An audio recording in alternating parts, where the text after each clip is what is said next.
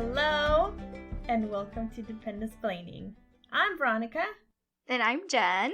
We're back for another episode. Yes, we are. Finally, and I have my audio set up. Hopefully it'll be much better this week. Hey, you know what? It's a new process that we have to deal with, so here we are. Yeah, I'm not very techie, so this is new. That's okay. I'm not either. We don't know what we're doing. We still have no idea what we're doing, but it's okay because we're here. Okay, so let's talk about today about how the word dependa came to be, which is shortened from the word dependopotamus. Mm-hmm. It's a horrible word, right? Dependopotamus. It's the worst word, yes. Why couldn't it have been something like Dependosaurus? Right? Dependosaurus. I can see that.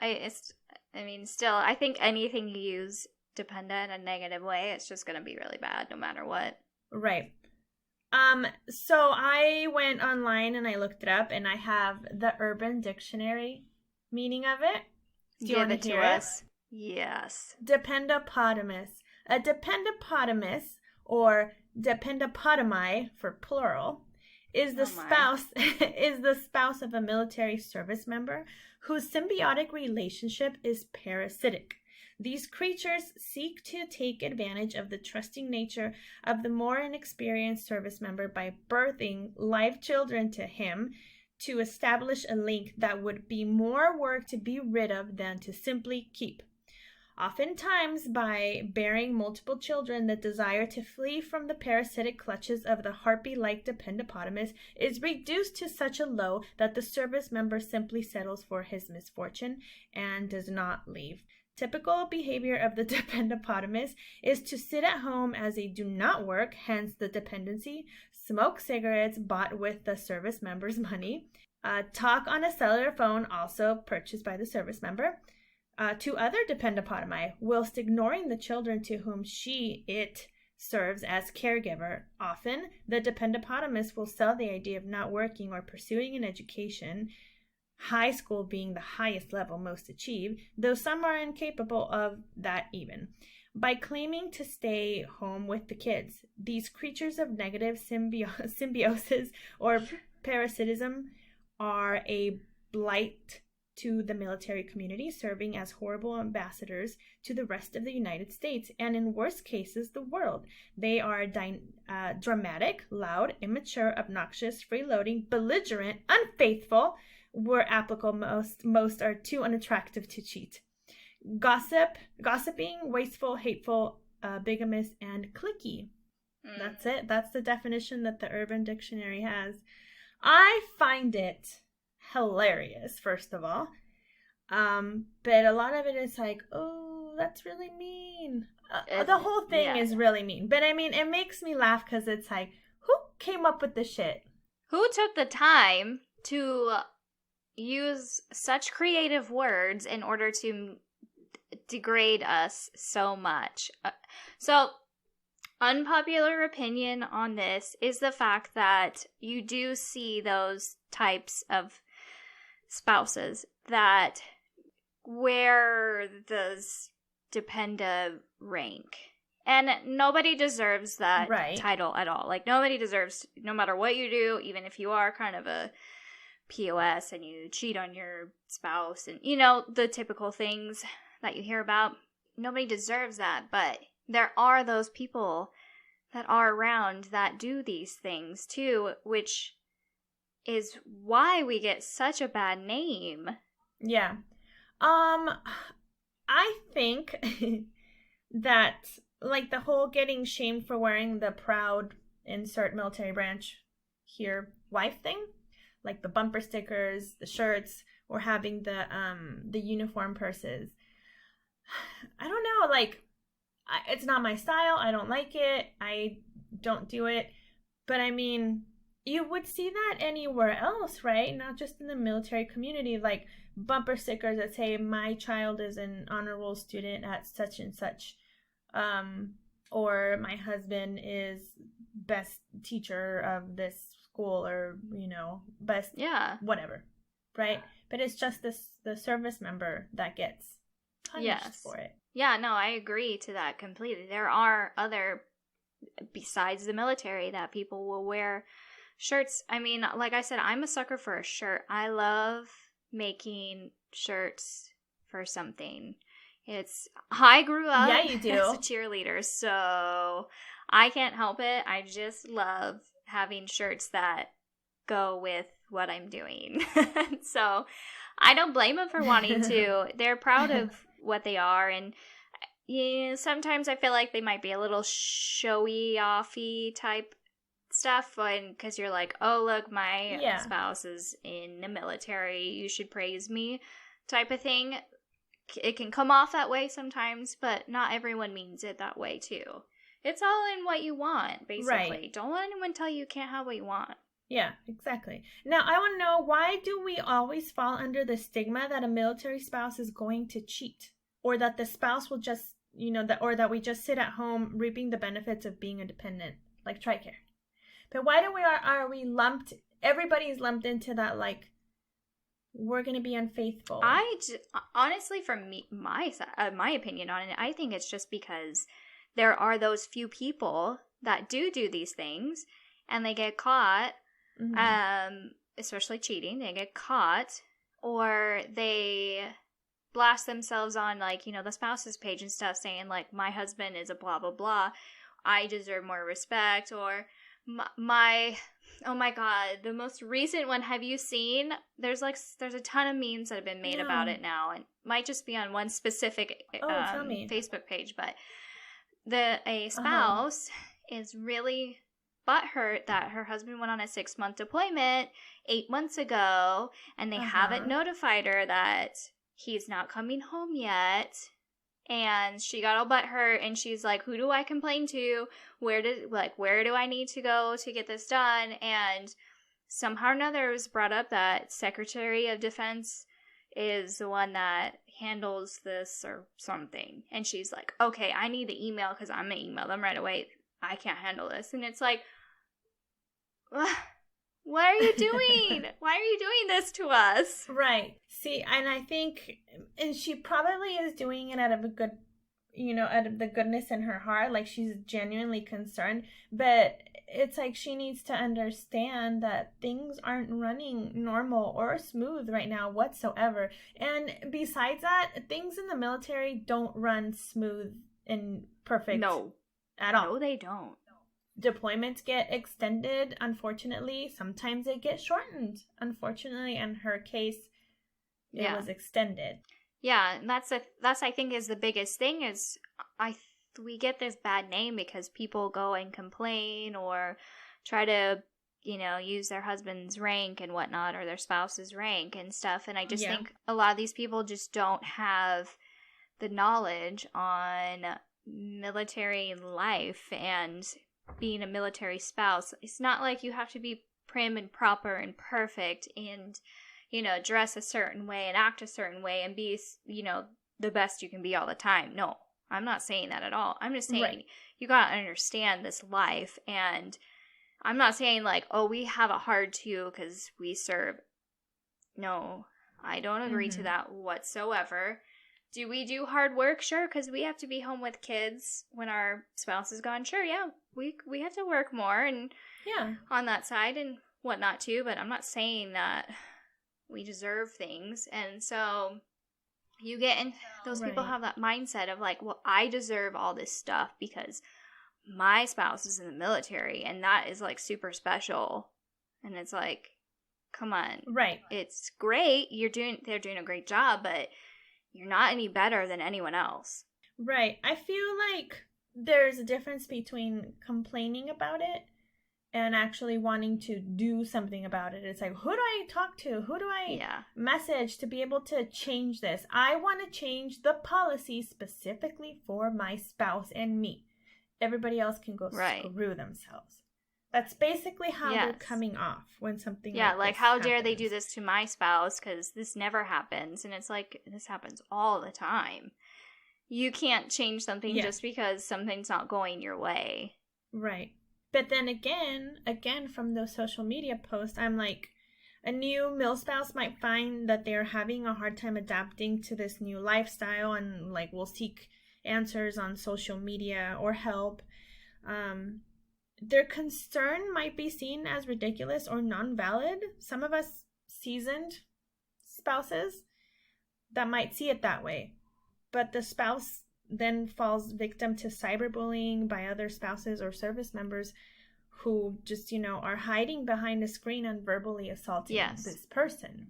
So that's another thing. It's like, if I'm genuinely concerned and I have a question that to me seems legit, some people might see it as you're stupid and you shouldn't be asking these questions and suck it up. Because this is what you signed up for. Yeah, I know. It's stupid because it's not true. Yeah. Like, especially when you've never been affiliated with military life whatsoever. You have no idea what to expect when you're brand new at all this. Like, there's no way you can know. And there's no handbook that they give you to be like, here, this is what you need to do. On a spouse's, some military spouse page I was on, she was brand new and she had no idea what she was doing and she was asking for help and people were very helpful and nice, and which was good. And she's like, right. Is there something that I should do or should read, or what can I to learn about like what I should be doing? Someone had suggested, she's like, oh, my mother-in-law gave me this military spouse etiquette book and it was really great. And I'm like, an etiquette book? Yeah. Sounds so. Yeah, I'm like, why do we have to act a certain way? Now, yes, you should know how to present yourself when you're around, important people or around, your husband's spouses. Sorry, I keep doing that. Your spouse's coworkers and whatnot. You should, but I'm not saying you have to be absolutely perfect. Like, be who you are and not be ashamed. Just know, like, when it's appropriate to be inappropriate.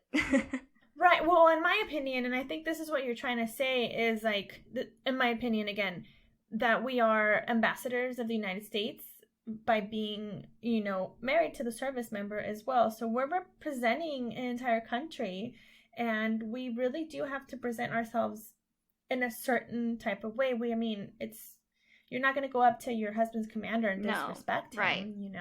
Yeah, no, that's exactly it. You should know how to be around, higher ranking people. But then that's also, your spouse should also be able to let you know, like, hey, this is what you should be aware of, and this is what you need to know. And it's good. I think social media, reaching out on social media, I think is a really great outlet. I do. I think it's very helpful most of the time. But then there are those times that it is people just like to, hide behind that screen and make you feel like the worst person in the entire world because you don't know something. Yeah, and then sometimes that person who was asking the question goes on the defensive and it just gets out of control and becomes chaotic. And then that's where I sit in front of the computer with my popcorn. Yes, exactly. I sit there and I watch and read comments, and I'm just like, wow, this is the best. I mean, really, that that GIF or GIF, whatever it's called, that's out there of Michael Jackson sitting there eating popcorn. The popcorn, that's me. I'm here for it. I don't like the drama, but I do like to read other people's stuff. It's just my nature. Now here's another one that I thought of is, why is it that we all get lumped into the group who is just after the service member's money? That by bearing children once those marriage papers have been signed, thus securing ourselves in a steady stream of income. I don't like that we get lumped into that. I don't like when people try to question, like, the reason why you got married to your service member, especially those who get married really young. I don't think it's fair. I mean, I really don't. I mean, sometimes people do have really shady backgrounds, intentions. Oh, absolutely. I've seen it. We were at a place where this young airman started dating a girl who had 3 children at the time, and she had 2 children. 2 children. and she started dating him, and within like weeks was pregnant with his child. And it was like she was like pushing marriage, it sounded like. Yeah. So it's like, yay for TRICARE and all. No. But that's... it's like you're bringing innocent children into this world just to be able to benefit from it. Again, I'm not saying everybody. No. I've seen it one time. Exactly. But that's the problem, is like you see it or you hear of it, or somebody knows somebody who's done this. Yeah. And it's happened one time, and it's just like the media. One little thing, it gets blown out of proportion, and that's all anyone wants to talk about. And so that's where we get our terrible stereotype from. I mean, it's, what was it? Somebody was talking about, it's like, oh, you're just in it for all the money and the benefits. And it's like, well, what money? Yes, I love living on my husband's A1C salary. Yeah. Yes, I loved having no money in the bank account. Yeah, it's really great going paycheck to paycheck and being like, all right, so shall I get us ramen, or what else can we survive off of? Yeah. I have cheese and beans. Yeah.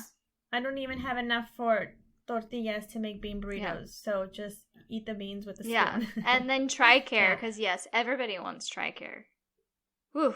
Yeah. Also, I didn't pump out children right away. I waited 6 years. Right. Jen. Everybody's different. Hey. Everybody's different. I mean, you do things in different ways, and it's most of the time, whether you get married really young, or you have kids right away, or you wait a while, or you get married later in life, it's like, it all is for a purpose, and most everyone's doing it with good intentions, not to benefit off of their new spouse's military life. Because seriously, if you are a military spouse, you know it's not for the money. No, it's not for the money. It's not for the fame. No. It's not for anything, really. It's for love. It is. It's for love. Always love. And for the younger couples, like, I mean, it is out of a good place because they're so young, and you have one spouse, one person who probably just graduated high school, and it's like, I'm going to join the military. And then they have their lovely high school sweetheart, and they're like, let's get married. I love you. You love me. Let's do it. And they get married so young. Mm-hmm. So young. I mean, my in-laws did that. Yeah. My father-in-law joined the Air Force, and they got married at like 18. That's crazy. And she was pregnant with twins by the time she was 19.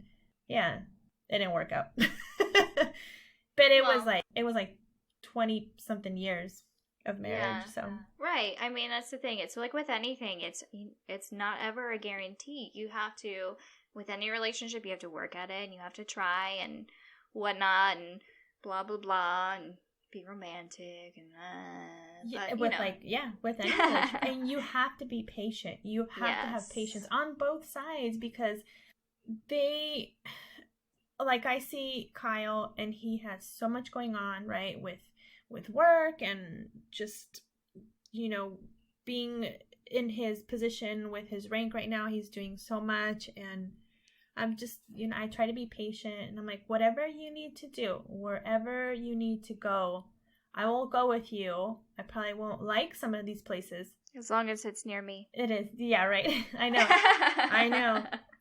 I'm like, please, just don't take me anywhere cold. I was like, but if we have to go, I'll do it with a smile on my face. But I'll be cold, and my teeth will be chattering. That's why it looks like I'm smiling. Exactly. You'll be smiling because your face will be frozen. Yes, I'll be sad on the inside. Yeah, but my face will be permanently happy. But yeah, and I tell him, like, wherever you go, I will be there. And there you are. There we are. Where are we going? Fuck it, there we are. Whatever is best for their career. Yes, I agree. I think that's the best thing you can do, is just be patient, because you have to be really patient in order to deal with work and TDYs and deployments and PCSing and all these things. And yes, and that's what it is, Jen. It's like all this PCSing, right? So we're having to move from state to state or country to country, and a lot of us have had to leave their careers behind because we can't take it with us. So now I'm out of a job. What am I supposed to do now? You know, if my children have school, I'm going to get them to school. That's it. Mm-hmm. You know, I am a stay-at-home mom. That's fine. I would love to get back to work, but right now it's not in our cards. Yeah. It's what works out for each of you, because that's how it is with us, too. It's like, I don't have to work. That's the best part of it, is like, we're okay income-wise because, you know, when you've been down the road a while, it's like you learn from mistakes, and so... And your husband has been in long enough to be able to go up in rank where they have a little bit more money. Right, and we live on the cheap. We live on the cheap. making smart decisions and stuff. And so I'm lucky enough I don't have to work. Like, I don't have to. There's not a requirement for me to do it. So I'm able to be around, help the kids, get them to school, get them to their appointments, get them to school activities and all that stuff too. So it is really, really nice. So you can't say that we don't do anything at all. Yeah. Because we do. I do everything. I help him locate pieces of his uniform on the daily, it feels like. Yes. I'm over it. Laundry. I'm just grateful we don't have to do uniforms right now. Oh, see, I'm the opposite, because I didn't have to do uniforms before, because Kyle just did them at the fire station, but now he brings them home. So I have, but he's not working as often now, so he only brings home like 2 sets. Yeah. One set. I don't know. They just all go in the wash. Yeah. Dave has not been to work in the manner of needing to wear his uniform. He's even thinking of shipping out a box ahead of time with his uniform, so he has them at our next station. Yeah. In a couple months, just so that they're ready to go, and he doesn't have to wait for them later on. Yeah. Oh, I was just telling Kyle today, because our overseas list came out yesterday, and we're hoping. Yes, it did. We're hoping to get one of the assignments that were on that list. Yes, we are. It's a lottery. You just never know. You put your name in the fishbowl, and some higher up puts their fingers in that fishbowl. Pulls out, but they're gonna pull out something. Anyways, and I was telling him, I said, when we moved here to the UK from Montana, I was like, I'm only gonna have one bag in my carry-on, in my purse. And I was like, that's it. And I did, and then Kyle kept bringing stuff home, and more, and more, and more. We had 9 bags when we moved here, plus 2 car seats. Oh my. It was horrible. And so I was like, I will ship my clothes to wherever it is that we're going. I was like, I'm going to put it in one of those gorilla boxes and send it off. I don't care if I have to pay $100 to ship it off. I will. I was like, and it depends on where you go. That's true. That is true. But I will figure out a way. I can do it. And then that's it. I was like, I'm carry on for both of us. That's it. Just so we can live like 4 days out of that suitcase.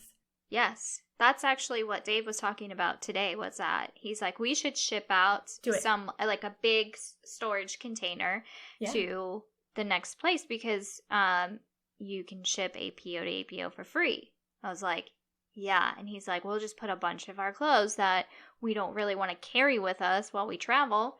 Right. And ship them, and they'll be there when we get there. Yeah, that's a great idea, because oh my gosh, like all that luggage, and Kyle's fire bag with all his fire gear, he has to take it with him on the airplane. Like it can't go in the, in the household goods. It's the size of, I don't even know how to describe it. It's huge. It's a huge bag. It's so much. It's got his gear, his boots, masks, a little small miniature horse. I don't know what's in that bag.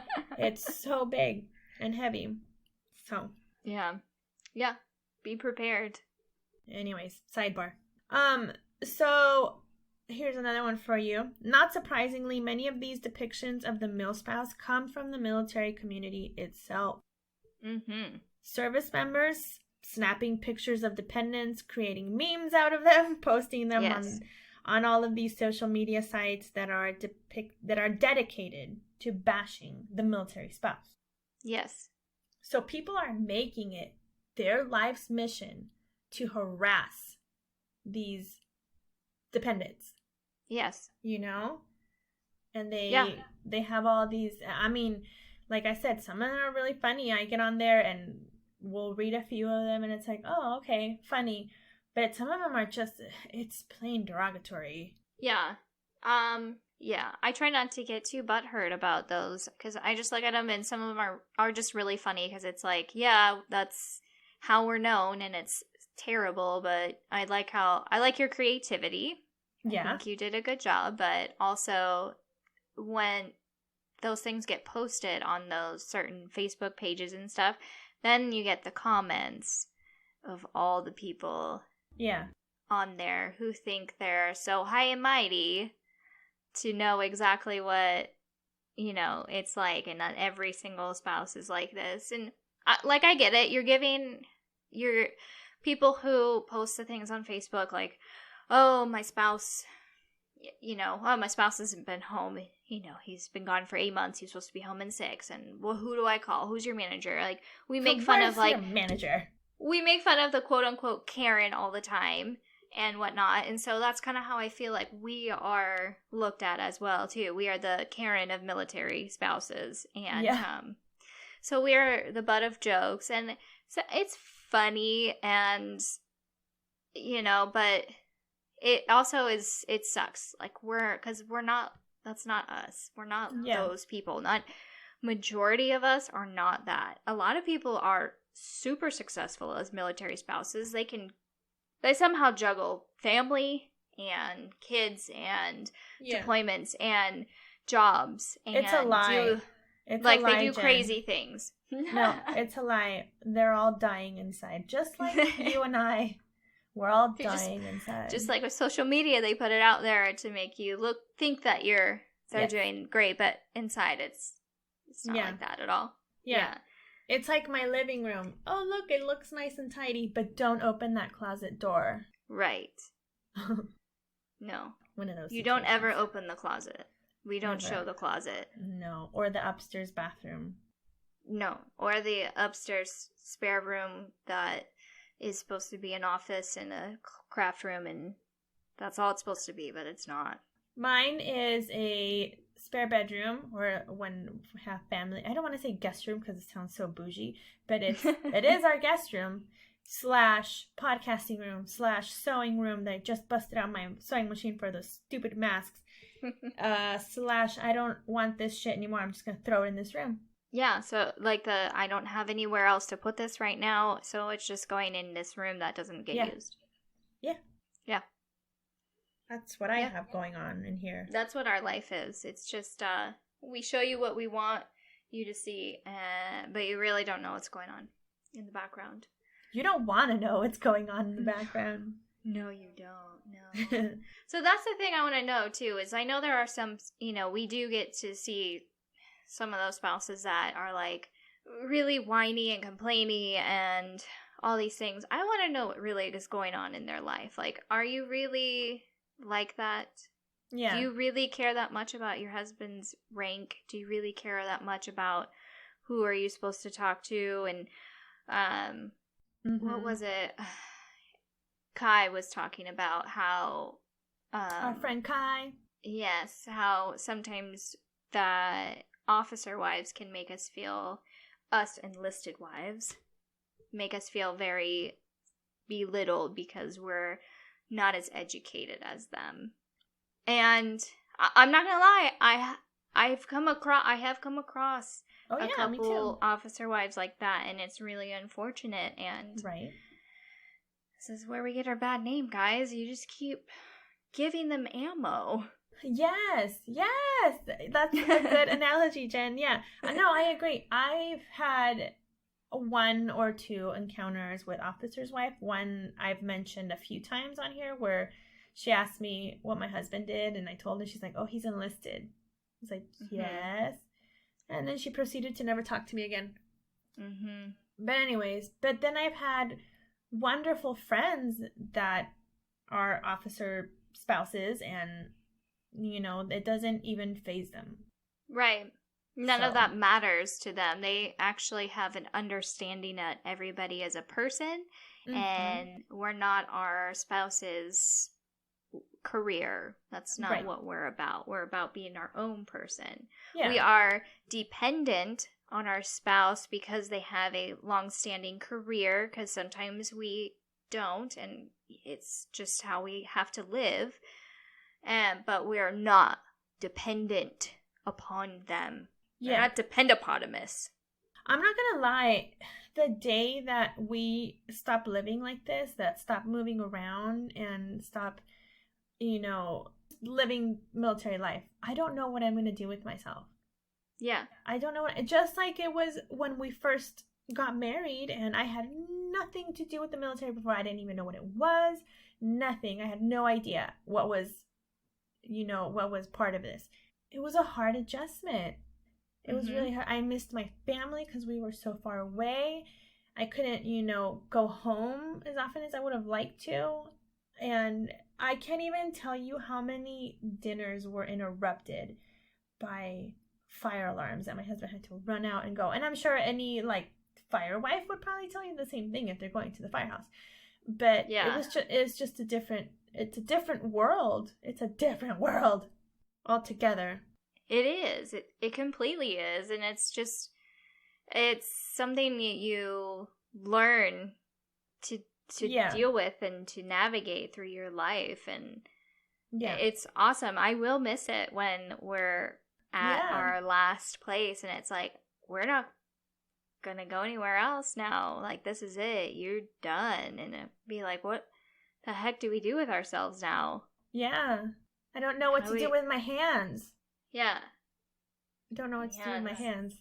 What do you do? What do you do? Especially, with us, it's I know I probably could have tried harder, but I just never got into anything. I didn't really finish up college. I didn't really find what I really want to do with my life, I kind of I did a little bit, and then I had kids, and I just focused on the kids and the family and getting all that situated. So now I'm just I don't know what to do with my life.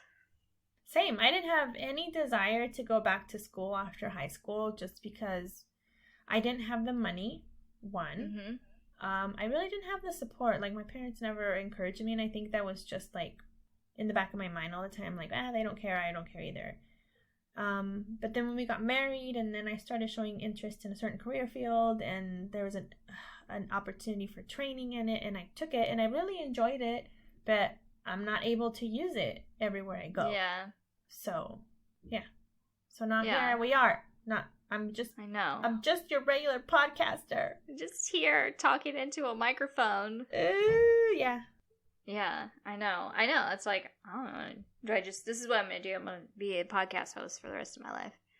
Especially when I'm 82. Yeah. I want to talk like this. I talk like this. I don't have any teeth. Back in the day, in that 2020, let me tell you about the corona that ruined our year. For reals. This could possibly be our last year in the UK. And I won't be able to travel Europe. And it's really sad. Messing with your travel time. Yeah. It makes me so sad that Kyle had so much leave, and he's like, I'm going to take all this leave. I was like, oh my gosh, we're going to travel so much this last year. I'm going to be exhausted by the end of the year, but it's okay. We are so willing to do it. I haven't gone anywhere since October. Yeah. Yeah. And that makes me sad. I know. I feel you. I know it's terrible. I want you to be able to go and do the things, see the places, get in more travel time, because that's the thing. It's we don't know where, who knows where you're going to go next and what to expect there. And also I think what everyone thinks too is just what is, the new normal going to be like? Will we be able to travel? Will we be able to go places again? Will we be able to be leisurely traveling like we used to? And, Ugh. Who knows? We probably won't. We'll Sucks. probably still be having to social distance ourselves from everything and wear masks and all that shit. This is cramping my style right now. It's a bummer. It's a big bummer. Yeah. I am a travel-aholic, and so this is really bumming me out right now that we can't go anywhere. Mm-hmm. So this, like I said, I'm an extrovert. I need people. I need something. Oh yeah, like this. We finally talked to our neighbor. It's been like 8 weeks or so. He got stuck in the States because he took his cot leave. He has like two of those he can take or whatever that is.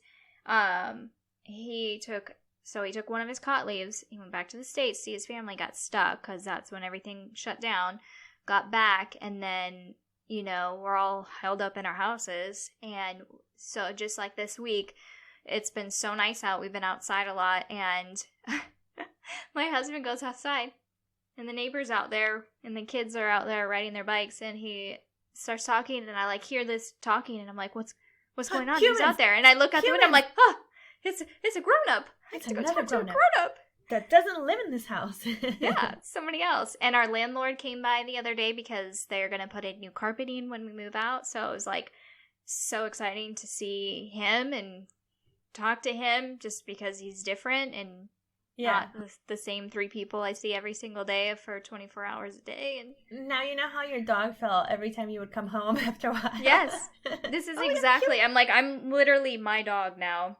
Yeah, I miss her, but literally I am my dog. Every time I hear a car or a car door or a person, I immediately shoot up from the couch and look out the window like, who's there? Who's out there? What's going on? Yeah. Are you here to see me? Are you here to talk to me? I'll talk to you.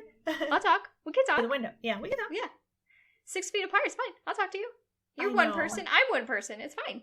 It's fine. I picked you as my person. Oh my gosh, that's so funny.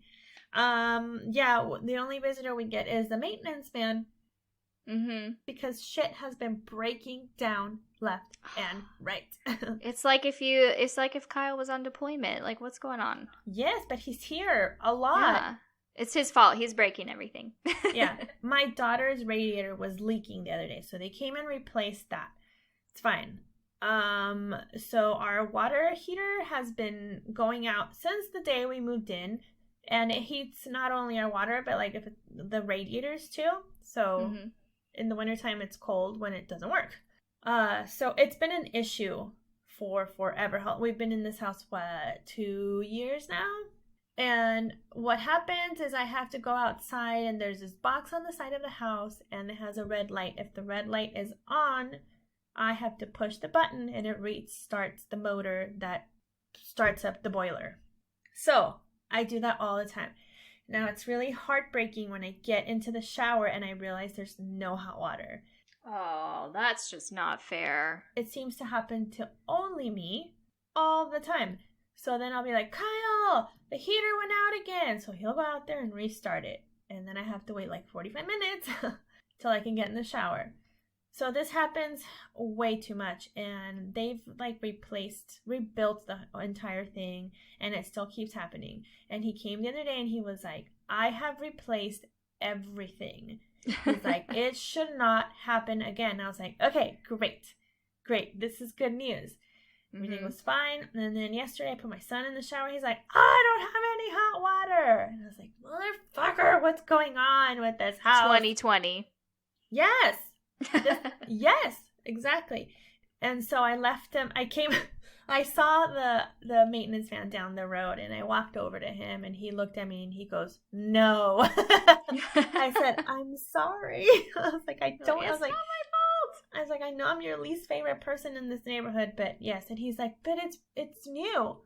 And I was like, doesn't mean it works. I was like, it's not working. And I said, and the radiator in our downstairs bathroom is leaking. And I could just see his face like, why are you doing this to me? I was like, I'm so sorry. I'm sorry. I was like, this house is cursed. There's already been a fire in here. Yeah. Not with us, the previous tenants.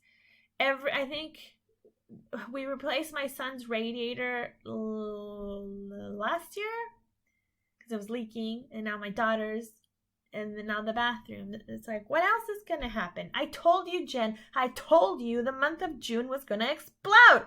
It is. It's about to. It seems like it's about to. It's really gearing up for that huge explosion. Maybe it's going to explode into good news. Maybe. I hope so. Maybe you'll have good news in a couple weeks. I hope so. And it'll be June. Yes, I hope so. We will find out whether we got an awesome assignment or we get to wait for the next listing. And then we will see. Yes. I'm excited though. It's nerve-wracking. I was really excited for you to tell me about your list. Your list was awesome. Yes. Like, just awesome. Because our list last year, both of them were just super depressing and sad. And I was like, this is horrible. Why are you doing this to me? So I was over the moon to hear the sweet assignments that were on there. I know. I'm so excited, and I'm just like, we're leaving at a time where it's not PCS season, so it might work out in our favor. Yeah. It's like literally any of those listings, we'll take it. Yeah. And we'll be so happy. Yeah. Yay! Yeah. As long as I'm not cold anymore. Yes. I don't want to be cold anymore. I know. It's the thing. It's like, I can't wait to be in heat all the time. Not literally. No more babies. Yeah. Come on. I'm not an animal. I want to be sweating on not the that kind of heat. Not that kind of heat, yeah. Not the horny heat. The physical heat. The actual physical sun on my skin. Yes. Oh my gosh, I went into the grocery store the other day and the lady goes, wow, you're looking tan. Are you spending time outside? And I was like, no. It's like, this is just my heritage. It's like, I'm actually very pale right now. And she's like, no, you look tan. I said, no, I insist. This is not sun. I was like, thank you. I've been outside one time for 5 minutes and leave me alone. Yeah, no, seriously. Dude, my son went out there in his swimsuit yesterday because they were, it's like, son, it's hot. Let's go get wet in the freezing cold sprinkler. But he came back in and then he took off his little swim shorts and it's like, how do you manage to get so much color in just a few minutes? It's like, they looked like he was still wearing his underwear. Yeah. Like when we were in Croatia and their crazy tanness that all the kids got. Oh my gosh, your daughter and my son had the best tans ever. I don't know that I've ever seen her that tan ever. And we lived in Arizona, so yeah. It was hot a lot. I was impressed. Yeah. But when you live in a place like that, it's home and you're not going outside to purposely be outside. Whereas where we were on the beach, it's like we were in the water the whole time and on the beach, and like the majority of the day we were outside soaking in all that sun. But yeah, so I thought that is funny. I get so amazed on how easily they tan now too. Even myself, I've been out a few times, and we've been on a few walks over the weekends and stuff, and I have gotten some nice color, and I feel like I look normal again. I'm so grateful. My face is not pale white. It looks white right now. Yeah. The sun is shining in this window, but I actually am tan. I think I got a little bit of sun today, too. Right now I'm covered in hair because I cut Kyle's hair and my son's hair. I'm covered in hair, like little pieces of hair, because I cut his hair and I was like, I gotta record with Jen. So I cut his hair and then I cut my son's hair. And then my son ran into the shower and my husband still hadn't showered. And I was like, shit, now I don't have time to shower. I got to sit down and record. So I'm like itching really bad and my chest is starting to turn like red from the hair. Or it could have been the sun because we walked on base today. Oh, nice. Yeah. Nice. That's good. Good for you for cutting their hair. Look at you. Well, we don't have a choice. I know. The things we do during the corona. Oh my gosh. Yes. Yeah. Have you gotten into anything new this week? No, I've been looking up a lot of recipes online to try to do that, but I haven't really executed anything. I've been working out every single day. Proud of you. Like it's part of my routine now. And so like I'll teach the kids their school, and then go outside and work out, and then try to get something done. Oh, I cleaned my couch yesterday. Holy hell. Right, look at you. You should have seen the shit that came out of that couch. It was so nasty. I was like, I know it's not there. Like, we don't have any pets, but we have children, and they like to spill their drinks on the couch constantly, or like smashing a Nutri-Grain bar or something. And I'm always like, get off the couch. And so there was a lot of like water staining, because it's microfiber, and you know how when you spill water, it creates like a ring, and it's just really unsightly. So I was like, okay, I'm going to clean the couch. So I cleaned it. I gave it a good clean. It's beautiful. But when I dumped out the water, I was like, anybody want chocolate milk? Oh, yeah. I was like, that's probably the contents in the couch. It's gross, but also oddly satisfying, because you're like, wow, look at my couch is clean. Yeah. So it's beautiful now. It's nice and clean. Someone's at the door. It is Kyle. Kyle, I want to know your opinion about the dependopotamus. Dependopotamus. Yeah. The basis for your name, your podcast name. We're dependa, not dependopotamus. We're dependasplaining you right now what that means. What kind of opinion? Like, how do I feel about those individuals? About the term itself. Have you met a dependopotamus? Yes. Kyle has had the fortune of walking into dependopotamus's houses. Yeah. Yes. And he's come home and told me horror stories, Jen. Horror, where I'm like, how do you live with yourself? How? I can't even imagine. Yeah, like babies crawling around in feces that's caked to the carpet to the point where it has maggots. Yeah. Dog shit. Diapers on the floor. Yeah, it's been bad. That's terrible. How do you live like that? That's how do you feel okay like that? Ew. But it's not just the military community. That's what people don't understand. Don't do that. Yeah, people don't understand that part. It's everywhere. It's just because, like I said, the people that are doing this, that are putting these things out there, is the service member itself or other dependents that see it and they're like, look at this dependopotamus. So it goes out and it creates this stigma for all of us. Exactly. So I said it's one person giving the ammo for everyone to get at us. But this is everywhere. The way people living like this is everywhere. Yeah, it's not just in the military community. It's just people hear about it and they're like, oh, in the military that happens. I can't believe that. Yeah. It's just like all Mexicans are muy malos. Yeah. Or all Mexicans are short and brown. I am not. You're not short. Short and brown. I'm tall and olive. Brown.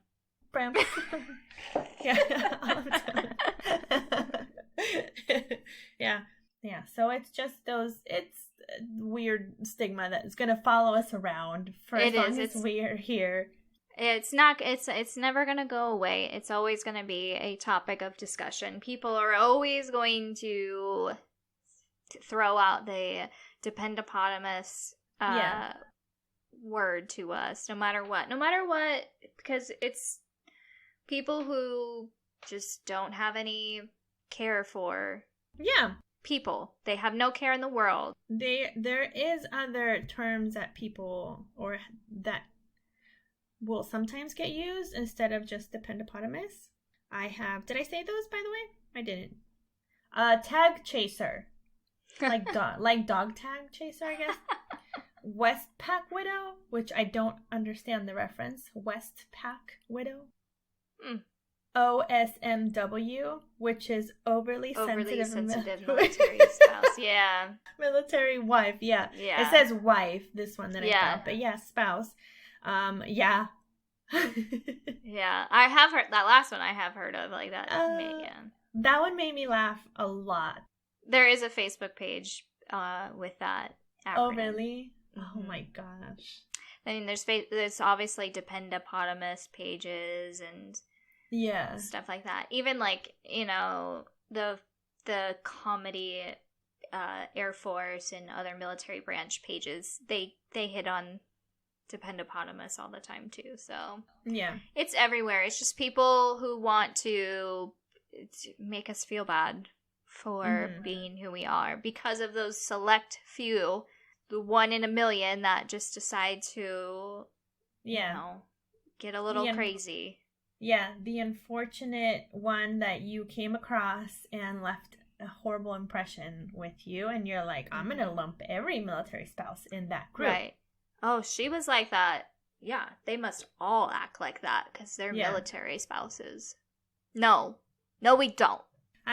Someone recently told me about being a firewife and how when a firewife cheats, she tends to just keep it in-house. Oh, jeez. Gross. Yeah, and I was like, what? And they're like, yeah, that's a thing, right? And I was like, well, one, I wouldn't know. I've never heard of that. Thank you. Yeah, and two, that's gross. It's disgusting. First of all, why would you even do that? It's like I've heard of other people, you know, cheating on their spouses with other people in their spouse's shop, and it's like, why would you do that? Because everybody knows everybody, and somebody's going to sell somebody's business, and you just, I'm not saying you should go out and cheat. Like, no. No. There's never a reason to cheat. But it's also like, why would you stay with somebody that knows your spouse and somebody? It's like you're just asking to be caught. Yeah. Well, like someone who works with you is like, how are you going to work every day and facing this person knowing that you're doing something behind their back? Yeah. And how do you live with that? Chummy. No. Yeah. It's gross. It's stupid. Like, come on now. Yeah. Ew. It's like when brothers share a partner. Come on now. Gross. Don't do that. But you know that it happens, again, not just in the military world. It happens outside of this community. It happens everywhere, okay? Everything we do that you don't like, you do it too. Everybody has some stereotype that you don't like, and it's true. Yes. So, moral of the story is you can't get offended by the terrible, terrible stereotype they give us because it's not going away. It's not going to go away. Yeah. But you can do, I mean, there's plenty of stuff you can do to, I don't know, help yourself not be that stereotype, basically. There's tons of, social media groups that are dedicated to boosting the military spouse, So it's like there's people doing good out there too, not just putting you down on social media, but there's good ones too. So concentrate on those. Ignore the dependopotamus unless you're just going in there for entertainment. But then again, we're feeding the monster by doing that. We are. We are. We are encouraging it to keep on going, and and you just keep being cool. It's not going to stop, but you just don't let it bother you. That's kind of what our whole podcast is about. It's where we got our name. Like we said, we're trying to break that stigma. Yeah. Not to be known as just the dependa. Like, we use it in a lighthearted, humorous term. Yeah. I'm going to call myself a dependosaurus from now on. Dependosaurus. Because dinosaurs were awesome, man. Combine them with a dependa, it's an awesome dependosaurus. Yeah. We will not go extinct. We will not be extinct. Yeah. We continue to live on forever. Yeah. It's always a good time here. Yeah.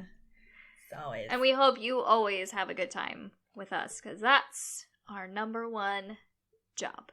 Yeah, we're not here to make fun of you. Mm-mm. We're here to support you and make you laugh by making fun of others. That's not you, it's others. I make fun of myself all the time. It's okay. Yeah, I constantly poke fun at myself for anything and everything. Yes. And you can too. It's good for the soul. It is good for the soul. And for my bored entertainment right now, seriously, I'm so bored. I don't want to do this anymore. I don't want to be doing this COVID shit anymore. I know. But I'm not going to go out and protest either. I know this is for the greater good. I'm going to stay home, do my part, and wait it out. But I want you to know that I'm hating every second of it. Yes. Yeah, I know exactly. Like, we can complain about it. It's fine. I'm not going to go out and protest against it because I think what is the whole point in staying home and lockdown and all that is helping to keep it going down at least, so that we can at least figure out how to get to a new normal life. But I'm going to complain every second because I'm tired of this shit.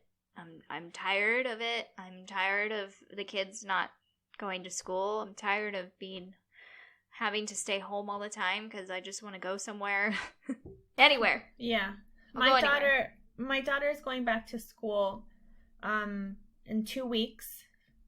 We talked about it quite a bit. So here in the UK, they're starting to phase the children back into school. And not all the grades get to go back in, but my daughter is in the grade that they are taking in right now. And we went back and forth a lot about it and finally left the decision to her. Do you want to go back to school? Yes. Great.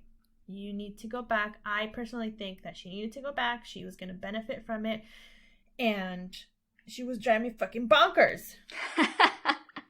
I love her to Reese's Pieces, but she is just the most stubborn child on this planet ever. Like, ever. But anyways, so she's going to go back to school in like 2 weeks. She's really excited, and it's just going to be my son and myself. That'll be nice, though. Yeah. You know what? Even if you have to have one kid home, I mean, he'll get some one-on-one time with you, and that'll be really good. And she'll get the one-on-one time with her teacher and everything, so... Mm-hmm. Alrighty. Well, you can reach us at dependasplaining@gmail.com and Instagram, Facebook, Twitter. All of those. All of the places. You can also check us out on the Milso Muster app. We are updated on there every time we have a new episode. Yes. And if you like us, subscribe and rate us wherever you're listening to us, because it helps us. Yes, it does. Help us help you. Yes, help us help you and everybody else. Make sure you share. Let us know how we're doing. Leave a comment. Yeah, we love comments. We love to talk to people, obviously right now, because, you know, we're alone. Yeah. We need more people. All right. Well, that's all for today. I hope you guys enjoyed this episode about the stigma of the Dependa. And from now on, we're calling it Dependasaurus because we're fucking awesome. Yeah, we are. Yeah. Dependasaurus. Dependasaurus. I love it.